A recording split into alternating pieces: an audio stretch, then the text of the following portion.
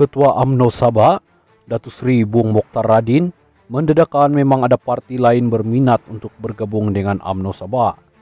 Bagaimanapun katanya, UMNO Sabah akan mengambil langkah untuk memperkukuhkan parti di semua peringkat terlebih dahulu sebelum memikirkan soal kerjasama dengan parti lain bagi menghadapi pilihan raya negeri akan datang.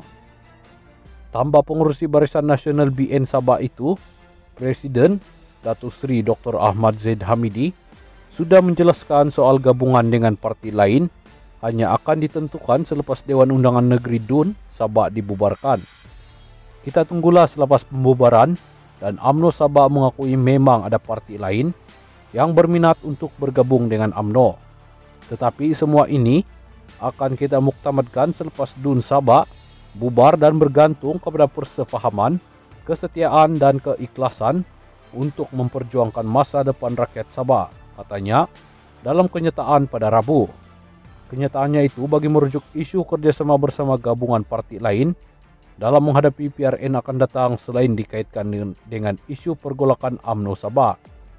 Katanya lagi, bagi mengukuhkan parti mereka akan mengadakan siri jelajah UMNO ke seluruh bahagian Sabah bermula awal Februari ini.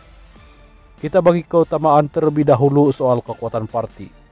Siri jelajah ini akan memantau dan melihat sendiri kekuatan parti dari segi persediaan, di samping menjelaskan isu semasa kepada ahli di peringkat akar umbi, katanya. Bagaimanapun, Bung Mokhtar berkata, UMNO Sabah mengalung-alungkan soal kerjasama dengan bersama parti gabungan lain bersandarkan kepada prinsip menghormati perjanjian satu sama lain. Bukan saja memberikan manfaat kepada parti, tapi rakyat Sabah secara keseluruhannya. Kita banyak belajar dari proses gabungan sebelum ini. Jadi perkara ini turut mematangkan UMNO Sabah untuk mengambil sebarang keputusan. Yang penting sekarang UMNO Sabah perlu diperkuatkan, katanya. Sementara itu berkaitan dakwaan pergolakan UMNO Sabah yang disebarkan oleh pihak tertentu, ahli Parlimen Kinabatangan itu berkata, Ahmad Zahid sudah menjelaskan perkara itu ketika beliau ke Sabah baru-baru ini atas urusan lawatan kerja rasmi. Ia tidak kaitan dengan isu menyelesaikan isu pergolakan UMNO Sabah yang digembar-gemburkan oleh pihak tertentu. Menjadi rutin apabila Presiden Parti ke Sabah, beliau akan mengambil peluang berjumpa dengan pemimpin UMNO dalam majlis ramah mesra selain membincangkan isu semasa, terutamanya persediaan parti menghadapi PRN akan datang, ujarnya. Bung Mokhtar berharap semua ahli UMNO Sabah tidak mudah percaya dengan isu pergolakan yang dicetuskan oleh pihak lain yang bertujuan untuk melemahkan kesatuan UMNO di negeri ini. Sebagai pemimpin dan ahli UMNO, kita lebih tahu apa yang berlaku di dalam rumah kita sendiri. Abaikan cakap-cakap kosong yang hanya persepsi dari luar yang tujuannya melemahkan parti. Tumpuan kita ialah bersatu, perkuatkan jentera parti di semua peringkat, tegasnya.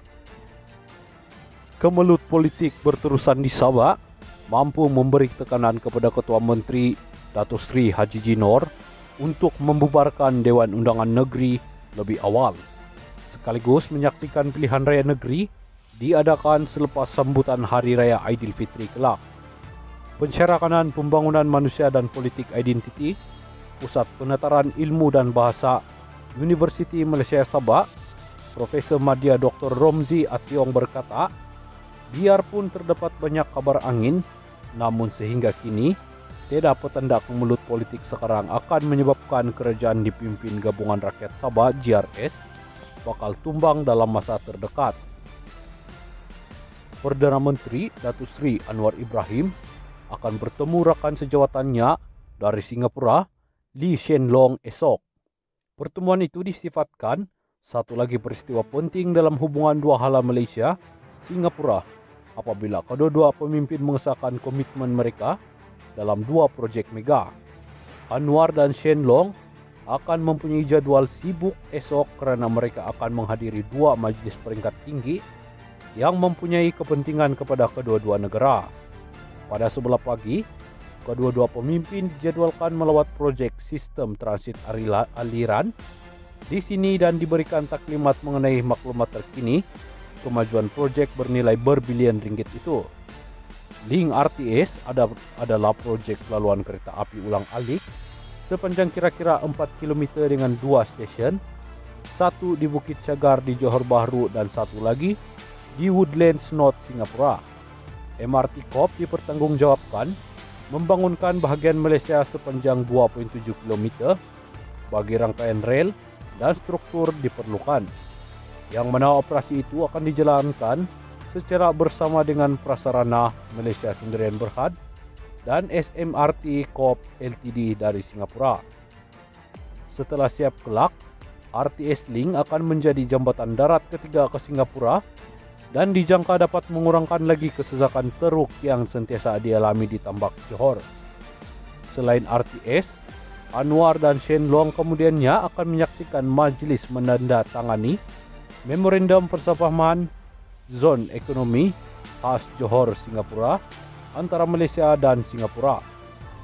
Idea penubuhan zon itu pertama kali dicetuskan Menteri Ekonomi Malaysia Rafizi Ramli selepas pertemuan dengan Kerajaan Negeri Johor di Iskandar Puteri pada Mei tahun lalu, yang mana 2 bulan selepasnya kedua-dua negara bersetuju mengorak langkah lebih jauh dengan menubuhkan pasukan bertugas khas untuk mengkaji daya maju penubuhan zon ekonomi khas berkenaan. Menteri Besar Johor, Datuk On Hafiz Ghazi mengalung-alungkan idea berkenaan dan menyatakan bahawa kejayaan zon ekonomi itu boleh membawa kepada pengembangan pesat seperti bandar Shenzhen di China yang berubah daripada sebuah bandar kecil berpenduduk kira-kira 300,000 orang kepada bandaraya metropolis antarabangsa berteknologi tinggi didiami lebih 17 juta orang selepas 4 dekad.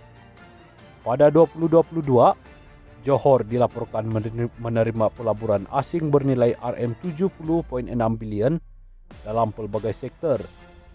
Singapura, selaku pelabur asing kedua terbesar di negeri itu, menyumbang kira-kira 70% daripada jumlah pelaburan asing Johor dalam sektor pembuatan.